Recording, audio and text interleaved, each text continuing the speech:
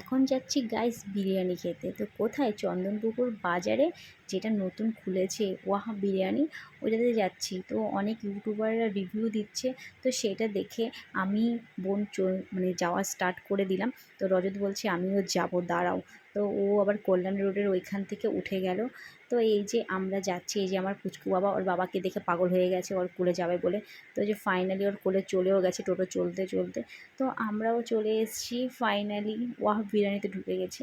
তো এই যে বেশ মানে প্লেসটা অনেকটা ছোট, কিন্তু বেশ ভালোই, মানে একেবারে খারাপ না। এবারে বিরিয়ানি খেয়ে বলবো, আমি কিন্তু গাইস ফুড ব্লগার নই, কিন্তু তাও খেতে মোটামুটি ভালোবাসি, সেই হিসাবেই রিভিউ দেবো তোমাদেরকে। আমিও মানে এটা নতুন খুলেছে বলেই মানে এত পোস্ট মানে আমাদের ব্যারাকপুর গ্রুপে, তো সেই দেখে চলে এসেছি।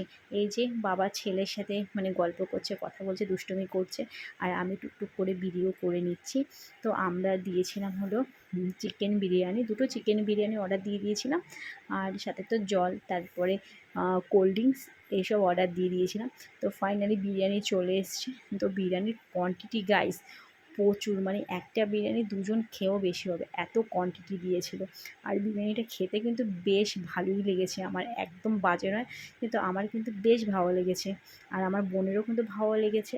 তারপর খাওয়া দাওয়া সেরে যাচ্ছি বাড়ি। তো গাইস কেমন লাগলো ভিডিওটা অবশ্যই কমেন্ট করে বলতে ভুলো না। চলো টাটা, গুড নাইট।